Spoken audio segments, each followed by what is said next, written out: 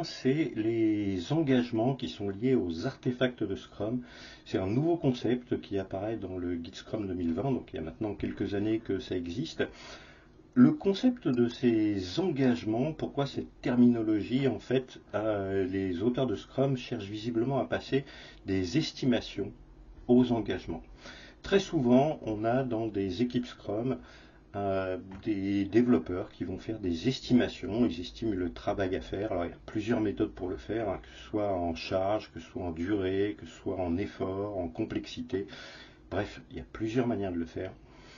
Mais on se retrouve en fin de sprint avec des estimations qui sont incorrectes et très peu de corrections qui sont mises en place ou des corrections qui vont être très longues et il va falloir plusieurs mois avant qu'une équipe parvienne à affiner vraiment ses estimations. Et on constate comme ça des dérives avec des projets qui, au départ, on estimait à 15 ou 20 sprints.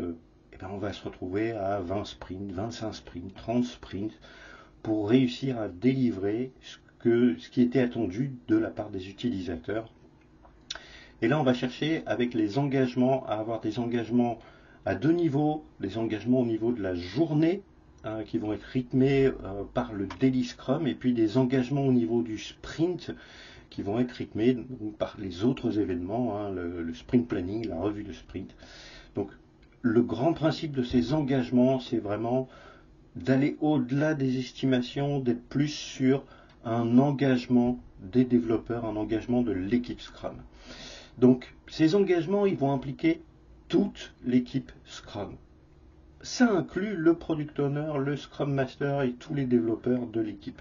C'est en fait une invitation à faire un état des lieux récurrent des engagements qui ont été pris.